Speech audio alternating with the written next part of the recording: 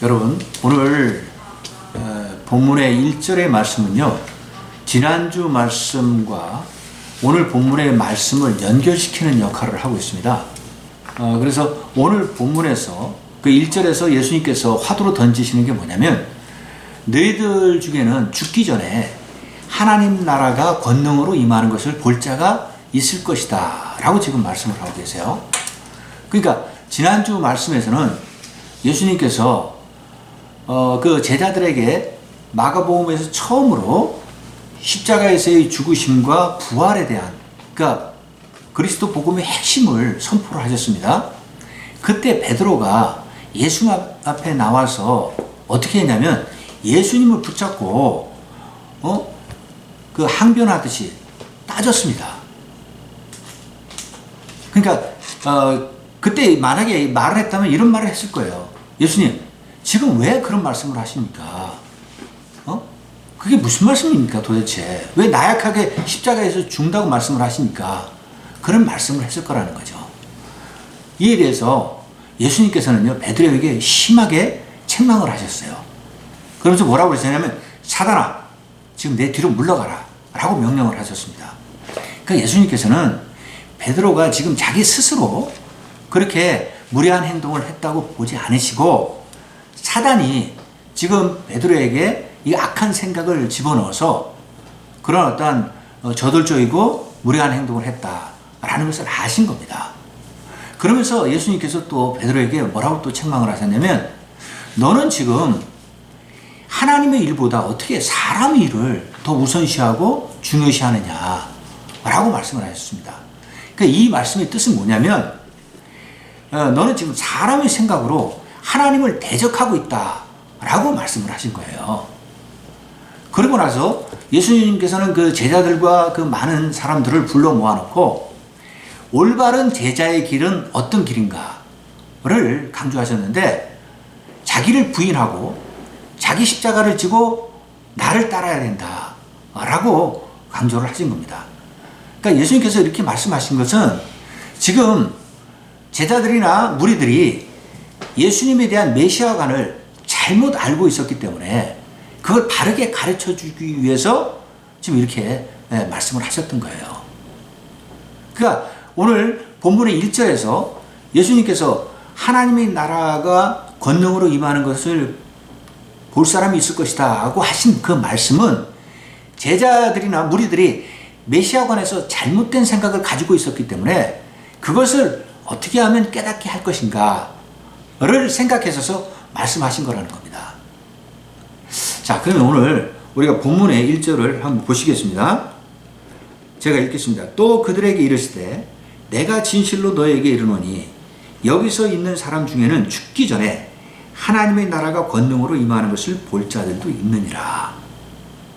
지금요, 분명히 예수님께서 우리가 방금 전에 나눴던 그 말씀 그대로 너희들이 죽기 전에 이들 중에는 하나님 나라가 권능으로 임하는 것을 볼 수 있는 사람이 있을 것이다 라고 말씀을 하신 거예요. 그러면 여기서 말하는 하나님 나라가 권능으로 임하는 것, 그것은 무엇을 이야기하는 것일까요? 이거에 대해서는요, 학자들 간에 여러 가지 의견들이 분분합니다. 첫째는 이 말씀은 예수 그리스도의 재림을 강조한 것이다 라고 이렇게 주장하는 사람들도 있고요. 두 번째는 예수 그리스도의 십자가에서의 죽으심과 부활을 이야기한다 라고 이렇게 주장하는 사람들도 있고요. 세 번째는 오순절날 성령 강림 하시는 것을 이야기한 것이다, 그걸 주장하는 사람들도 있어요. 그리고 마지막에는 오늘 본문의 사건이 어디에서 일어난 것이냐면 일명 변화산이라는 데서 일어난 거거든요. 이 변화산 사건을 이야기하는 것이다 라고 주장하는 사람들도 있다는 겁니다.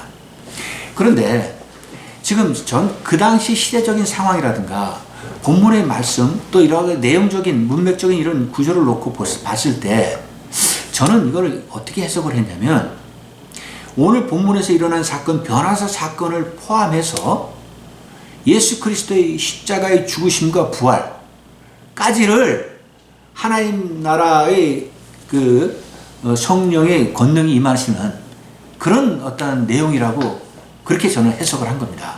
왜냐하면 지금 예수님께서는 거기 모여있는 사람들, 그 제자들이나 무리들이 가장 큰 문제가 예수님에 대한 메시아관을 잘못 그릇되게 알고 있었다는 거예요.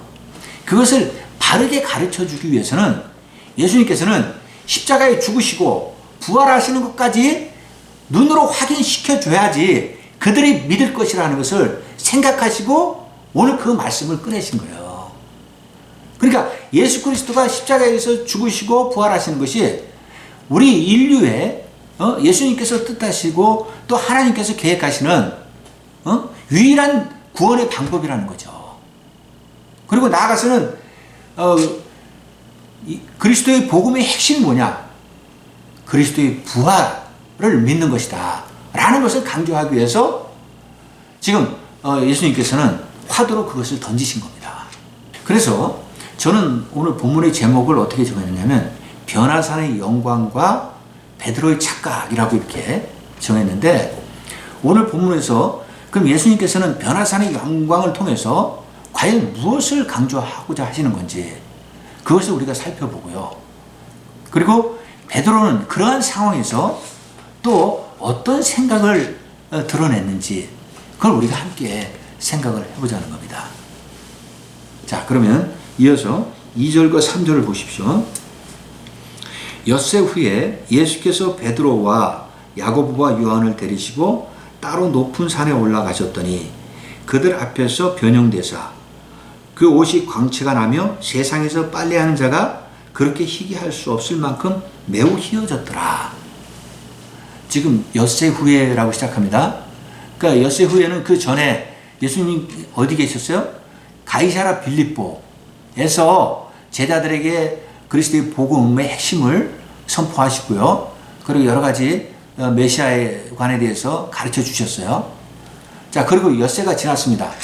예수님께서는 그 제자들 12명 중에서 3명만을 데리고 높은 산에 올라가셨다는 겁니다. 3명이 누굽니까? 베드로, 야고보, 요한. 근데 예수님께서는요, 중요한 순간에 이 3명의 제자들을 꼭 함께 하셨어요. 그러니까 2-3명이 있어야지 그 증인의 역할을 할 수 있다 생각하셔서 이 3명과 함께 하신 거예요. 근데 그럼 여기서 높은 산에 올라가셨는데, 그럼 그 높은 산이 어디를 말하는 것이냐? 이거에 대해서도 또 의견이 분분해요. 한 부류는 이 높은 산은 가이사랴 빌립보 근처에는 헬몬산이다라고 주장을 하는 사람들이 있어요. 헬몬산의 높이가 한 2780여 미터 그 정도 된다고 그래요. 굉장히 높은 산이죠. 그렇게 주장하는 사람들이 있고, 또 한 부류는 지금 갈릴리 바닷가를 중심으로 놓고요. 예수님께서는 주로 서쪽에서 복음 사역을 많이 하셨잖아요. 그러니까 그쪽에 이스라엘 평야에 높이 서 있는 산, 그 산의 이름은 다볼산이라는데요. 이 높이는 한 580m 되는데 지금 그 산에서 예수님께서 이와 같은 사건이 일어난 것이다 라고 주장하는 사람들도 있다는 거죠. 그런데 성경에서 보면 하이 마운틴이라고 한 거 보면은 높은 산이라 한다면 오히려 헬몬산이 더 가깝지 않겠냐, 그렇게들 생각을 합니다.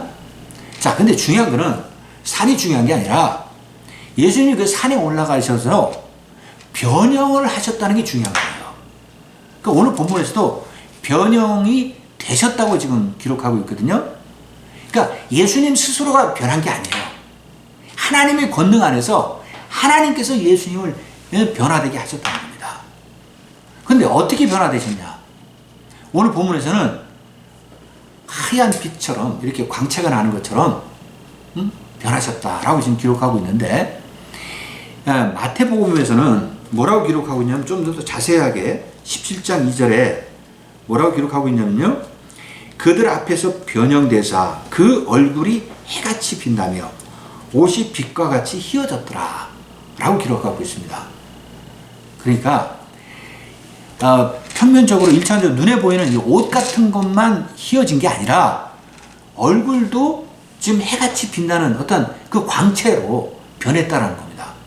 그럼 이 모습은 과연 어떤 모습을 이야기하는 거냐 이거예요. 이것은 바로 부활하신 예수 그리스도의 변형된 모습. 그러니까 몸이 완전히 우리가 가지고 있던 육신이 아니라 새로운 영의 몸으로 바뀐 그것을 지금 상징적으로 표현하고 있다는 겁니다. 본질적인 게 변화되신 거예요. 완전히 새롭게 변화되신 거를 지금 상징적으로 이야기하고 있다는 거예요. 그래서 이 산을 지금 변화산이라고 지금 우리는 일명 부르고 있는데, 지도상에는요, 이 변화산이라는 게 나타나지가 않아요. 그래서 우리가 이거를 헐몬산이다라고 추측만 할 뿐이라는 거죠. 자, 이런 어떤 부활된 몸의 변화에 대해서는요, 사도 바울이 고린도 전서 15장 44절에서 뭐라고 기록하고 있냐면요, 제가 한번 읽어볼게요. 육의 몸으로 심고 신령한 몸으로 다시 살아나느니 육의 몸이 있은즉 또 영의 몸도 있느니라. 46절. 그러나 먼저는 신령한 사람이 아니요 육의 사람이요 그 다음에 신령한 사람이니라. 그러니까 우리가 사람이 태어날 때는 육의 몸으로 태어나잖아요. 그러나 부활할 때는 어떤 몸이라고요? 영의 몸으로 변화된다는 겁니다. 그래서 그걸 신령한 몸이다 라고 바울은 표현하고 있어요. 그러니까 완전히 영광스러운 모습으로 바뀌어진다는 것을 우리가 알 수가 있다는 겁니다. 이게 바로 하나님의 나라가 권능으로 임하는 것이다 라는 것을 지금 강조해서 말씀하고 계시는 거예요. 우리가 영광스러운 몸으로 변한다는 게 오늘 본문에서 지금 예수님께서 보여주고 계시다는 겁니다. 자, 그럼 이어서 오늘 본문의 4절 보세요. 이에 엘리야가 모세와 함께 그들에게 나타나 예수와 더불어 말하기를. 지금 이 장면은 또 다른 장면이 연출되고 있는 거예요. 지금까지는 제자들이 영광스러운 부활하신 예수 그리스도만을 봤잖아요. 그런데 누가 나타났냐면 거기에 모세와 엘리야가 또 영광스러운 모습으로 함께 나타난 겁니다. 그러니까 지금 제자들의 눈에는 예수 그리스도와 모세와 엘리야가 함께 모여있는 그런 놀라운 장면을 목격하게 됐다는 거예요. 이건 실제 상황입니다. 그러면 여기서 그럼 모세와 엘리야가 상징하는 의미는 무엇일까? 모세는 어떤 사람입니까? 하나님의 그 율법을, 그죠? 십계명을 신의 사람부터 받았던 그 사람이 모세 아니에요. 그래서 모세는 하나님을 율법을 대표하는 자격으로 온 대제사장의 이미지를 지금 보여주고 있다는 겁니다. 그럼 또 엘리야는 어떤 상징적인 인물이냐? 이건 하나님의 여러 선지자들 중에서 엘리야 선지자는 많은 기적과 이적을 보여줬던 그런 대표적인 인물이라는 겁니다. 그러니까 선지자의 어떤 자격으로 이렇게 이 자리에 함께 모인 겁니다. 그리고 예수 그리스도는 누구십니까? 하나님 나라의 메시아, 왕으로 또 그 자리에 참석하신 거고요. 그러니까 지금 대제사장, 선지자, 왕의 이 조합은 무엇을 상징하는 겁니까? 하나님 나라의 다스림과 통치를 보여주고 있다는 겁니다. 근데 지금 마가복음에는 이 세 분이 모여서 어떤 대화를 나누었는지에 대한 구체적인 내용은 기록되어 있지 않아요. 근데 누가복음 9장 31절에 보면 뭐라고 기록하고 있냐면요. 영광 중에 나타나서 장차 예수께서 예루살렘에서 별세하실 것을 말할세라고 기록하고 있어요. 그러니까 이 만남에서 나눈 대화의 내용이 뭐라고요? 장차 예루살렘에서 있을 예수 그리스도의 십자가의 죽음을 이야기하고 있었다는 겁니다. 별세라는 건 이제 예수 그리스도의 죽음을 상징하거든요. 그러니까 궁극적인 이 의미는 그럼 뭘 이야기하는 거냐? 예수 그리스도가 결국은 우리 인류의 구원을 위해서 십자가에서 돌아가시는데 그것이 가지는 의미는 예수 그리스도는 이 땅에 하나님의 율법을 완성시키러 오셨다는 겁니다. 그죠? 모세가 가지고 있던 그 이미지. 그 다음에 엘리야가 가지고 있던 이미지는 하나님의 예언의 말씀이 뭐였어요? 예수 그리스도가 십자가에 못 박혀 죽으시고 3일 만에 부활하신다는 그 말씀을 통해서 결국은 우리 인류가 구원을 받는다. 구원이 성취된다. 라는 것을 상징적으로 나타내고 있다는 겁니다. 그러니까 결국 지금 이 세 분의 만남은 무엇을 상징적으로 이야기하고 있는 거냐? 예수 그리스도가 십자가에 죽으심과 부활하심으로 인류의 구원의 역사가 이루어진다는 것을 하나님 나라가 권능으로 임하는 것으로 지금 말씀하고 계신다는 겁니다. 자, 이 상황에서요, 이제 5절과 6절을 보세요.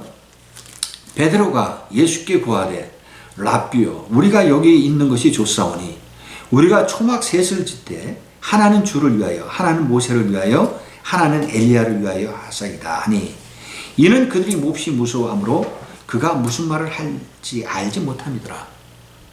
지금 베드로는요, 지금 이 상황을 너무나 신비스럽고 황홀하게 지금 바라본 거예요. 그러면서 예수님한테 뭐라고 했냐면 자기 감정에 도취해서 예수님, 여기 산 위에다가 우리가 초막셋을 지으십시다 라고 제안을 한 겁니다. 그러니까 지금 베드로는 자기만의 어떤 착각 속에 빠져서 자기 도취에 산에서 내려서 가고 싶지 않다라는 거예요. 산 위에다가 초막셋을 짓고 여기서 살면 어떨까요? 예수님한테 그렇게 이야기를 한 겁니다. 참 베드로의 이런 모습을 보면요, 베드로는 아직까지도 예수 그리스도가 이 땅에 궁극적으로 오신 이유가 뭔지, 예수님이 앞으로 어떠한 위대한 일을 남겨놓으셨는지 그런 거에 대해서 전혀 지금 깨닫지 못하고 있는 그런 베드로의 모습을 볼 수가 있다고요. 근데 이 사람이 예수님의 수제자라고 지금 우리는 알고 있지 않습니까? 그러니까 나머지 제자들, 또 다른 사람들은 어떻게 했어요? 베드로가 이런 상황인데, 그러니까 그들은 완전히 지금 잘못된 메시아관을 가지고 예수님과 함께하고 있다라는 걸 우리가 알 수가 있다는 겁니다.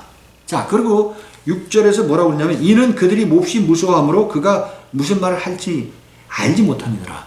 지금 베드로가 이 신비한 어떤 체험에 도취해가지고요, 무슨 말을 할지 몰라서 이렇게 이야기를 했다는 거예요. 그러면서 제자들은 베드로가 어떻게 생각했냐? 너무나 이 상황은 놀라운 사건이라 두려워까지, 무섭기까지 했다고 지금 기록하고 있는 겁니다. 그러니까 저가 만약에 그런 상황이었던, 이런 어떤 놀라운 어떤 순간의 상황은 그런 두려움 같은 것도 느꼈을 거라고 생각이 듭니다. 자, 근데 그때 또 어떤 상황이 전개되느냐? 때마침 7절, 8절을 보세요. 마침 구름이 와서 그들을 덮으며 구름 속에서 소리가 나되 이는 내 사랑하는 아들이니 너희는 그의 말을 들으라 하는지라. 문득 둘러보니 아무도 보이지 아니하고 오직 예수와 자기들 뿐이었더라. 지금 베드로가 이렇게 예수님한테 초막 세 개를 짓자고 이렇게 제안을 했잖아요. 때마침 하늘에 구름이 이렇게 모이면서 그들을 덮었다는 겁니다. 우리가 근데 성경에서 구름은 무엇을 상징하죠? 하나님의 임재를 상징하죠. 그러니까 하나님이 그들과 지금 함께 하시는 거예요. 그러면서 제자들에게 어떤 음성을 들려주셨느냐? 예수 그리스도는 내 사랑하는 아들이다. 그러니 너희는 그를 믿고 따르라. 그의 말을 들으라. 라고 명령을 하신 겁니다. 즉 강하게 복종하라고 지금 말씀하신 거예요. 그럼 왜 하나님께서는 이렇게 제자들에게 복종하라고 말씀을 하신 겁니까? 지금 제자들이나 그 무리들, 하나님께서는 보시기에 아직도 예수 그리스도가 이 땅에 오신 정확한 의미를, 뜻을 깨닫지 못하고 있으니까, 잘못된 메시아관을 가지고 있으니까 그것을 깨닫게 해주기 위해서 하나님께서 이렇게 나타나셔서 예수님의 말씀을 믿고 따라야 된다고 적절한 타임에 나타나셔서 말씀을 하신 거예요. 베드로는요, 나중에 후에 지금 이 상황에서는 깨닫지 못하고 베드로후서 1장 16절 18절에서 뭐라고 기록하고 있냐면요, 자, 제가 한번 읽어볼게요. 우리 주 예수 그리스도의 능력과 강림하심을 너희에게 알게 한 것이 교묘히 만든 이야기를 따른 것이 아니요 우리는 그의 크신 위엄을 친히 본자라. 지극히 큰 영광 중에서 이러한 소리가 그에게 나기를 이는 내 사랑하는 아들이요 내 기뻐하는 자라 하실 때 그가 하나님 아버지께 존귀와 영광을 받으셨느니라. 이 소리는 우리가 그와 함께 거룩한 산에 있을 때 하늘로부터 난 것을 들은 것이니라. 이건 후에 베드로 후서를 베드로가 기록하면서 변화산에서 있었던 이 사건에 대해서 기록하고 있는 거예요. 그 뭐라고 그러는 거야 지금? 강조하고 있는 게 예수 그리스도는 하나님께서 보내신 참 메시아다. 하나님께서는 그에게 영광과 존귀를 드러내게 하셨다는 겁니다. 그걸 지금 고백하고 있어요. 그러면서 거룩한 산에 있을 때 우리가 하나님의 그 음성을 들었다라고 지금 기록하고 있는 거예요. 근데 마가복음 1장 18절에서도요. 하나님께서 음성을 들려주시는데 그 상황은 어떤 상황이었냐? 예수님께서 요단강에서 세례 요한으로부터 세례 받으실 때 있잖아요. 그때 물에서 올라오실 때 하나님의 음성이 들렸다고 기록하고 있어요. 그때도 어떤 음성이었냐면 하나님께서 예수님을 향해서 그때는 예수님에게만 그 음성이 들리게 하셨어요. 너는 내 사랑하는 아들이니 내가 너를 기뻐하노라 라고 말씀하셨습니다. 그러니까 그 상황과 오늘 상황이 지금 비슷하는 거예요. 하나님께서 이러한 음성을 이번에는 제자들에게 들려주셨다 라는 것을 기록하고 있는 겁니다. 그리고 8절에 보시면 둘러보니 아무도 보이지 아니하고 오직 예수와 자기들 뿐이었다 라고만 지금 기록하고 있습니다. 자, 그럼 이제 상황이 바뀌면요. 9절과 이제 11절을 우리가 보시겠는데 제가 한번 읽어보겠습니다. 그들이 산에서 내려올 때 예수께서 경고하시되 인자가 죽은 자 가운데서 살아날 때까지는 본 것을 아무에게도 이르지 말라 하시니 그들이 이 말씀을 마음에 두며 서로 문의하되 죽은 자 가운데서 살아나는 것이 무엇일까 하고 이에 예수께 묻자와 이르되 어찌하여 서기관들이 엘리야가 먼저 와야 하리까 하나이까. 지금 이 상황은 이제 예수님께서 제자들과 함께 산 위에서 내려오시는 도중에 제자들에게 뭐라고 말씀하신 거냐면 그러니까 당신께서 죽고 십자가에 죽고 살아날 때까지는 오늘 본 것을 아무에게도 말하지 말라 라고 또 말씀하셨습니다. 왜 그러셨을까요? 예수님께서는 지금 이 많은 사람들이 예수님의 그 메시아 관해서 잘못된 생각을 가지고 있다는 걸 아셨기 때문에 그들에게 이런 어떤 십자가의 죽으심과 부활을 이야기해도 인정하고 받아들이지 않을 거라는 걸 아셨기 때문에 그렇습니다. 그러니까 말하지 말라고 또 경계를 하셨어요. 주의를 주신 거예요. 자, 근데 제자들이 예수님이 이 말씀을 마음속 깊이 간직했어요. 받아들였어요. 근데 그들끼리 내려오면서 또 뭐라고 의논을 했냐면 과연 사람이 죽었다가 살아난다는데 그게 무슨 의미냐 라고 또 자기들끼리 대화를 나누면서 서로 묻고 있다는 겁니다. 지금 이런 상황을 보면 아니 계속 예수님께서는 그거에 대해서 가르치고 또 가르치고 깨닫게 하셨는데도 제자들은 야 이게 진짜 사람이 죽었다가 살아나? 이 부활이 도대체 뭐야? 라고 또 어떤 의구심을 갖는 그런 모습을 보여주고 있는 거예요. 그러면서 직접적으로 예수님한테 부활에 대해서는 물어보지 못하고 뭘 지금 물어봤다는 겁니까? 예수님보다 엘리야 선지자가 먼저 와야 된다고 서기관들이 말하고 있는데 오늘 예수님께서 우리에게 보여주신 변화산의 그 모습은 예수님이 먼저 오셨고 엘리야가 나중에 왔다는 겁니다. 그럼 이게 성경의 말씀과 다르지 않습니까? 예수님 이건 어떻게 된 겁니까? 라고 질문을 하고 있는 거예요. 그러니까 지금 이 제자들은요 뭘 믿고 있냐면 말라기서 4장 5절의 말씀 하나님께서 이스라엘 백성들에게 내가 너희들에게 엘리야 선지자를 보내겠다고 하신 그 말씀 그거를 믿고 지금 예수님이 보여주신 상황은 변화산 사건은 자신들이 알고 있는 내용과 다르다라는 것을 예수님한테 물은 거예요. 자, 이에 예수님께서 뭐라고 대답을 하시냐면요. 12절 13절 보시겠습니다. 이르시되 엘리야가 과연 먼저 와서 모든 것을 회복하거니와 어찌 인자에 대하여 기록하기를 많은 고난을 받고 멸시를 당하리라 하였느냐. 그러나 내가 너에게 이르노니 엘리야가 왔으니 기록된 바와 같이 사람들이 함부로 대우하였느니라 하시니라. 지금 예수님께서는요, 제자들에게 뭐라고 말씀하신 거냐면 엘리야는 이미 왔다라는 겁니다. 근데 엘리야가 어떻게 올 수가 있습니까? 엘리야는 죽지도 않고 하늘로 올라간 그런 유일한 선지자 중에 하나죠. 이 말씀이 뭐냐면 엘리야가 누구냐 하면 바로 세례 요한이 엘리야의 심정과 엘리야의 능력을 가지고 우리에게 왔다라고 말씀을 하신 거예요. 그래서 예수님께서는 지금 세례 요한을 강조하시는 겁니다. 세례 요한이 나보다 먼저 와서 그가 내가 오는 길을 예비했고 다 준비하고 회복하게 했다는 겁니다. 그리고 세례 요한이 광야에서 회개하라 천국이 가까웠느니라 그렇게 외치지 않았느냐.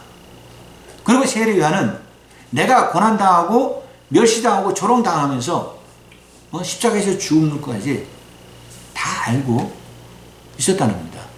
그러면서 예수 그리스도가 결국은 이러한 어떤 고난과 죽음을 통해서 위대한 하나님의 구원의 역사를 이루실 것이다 라는 것을 선포했다라는 거예요. 우리가 앞에서 보면 그런 내용을 다 확인할 수 있어요. 세례 요한이 다 그렇게 한 겁니다. 그런데 그 세례 요한을 헤롯이 어떻게 했냐 이거죠. 유대인들이 어떻게 했냐 이거죠. 그를 옥에 가두고 그를 목을 베어서 참수해서 죽이지 않았느냐. 너희들이 막대하고 함부로 해서 죽인 세례 요한이 바로 엘리야다 라고 말씀을 하신 겁니다.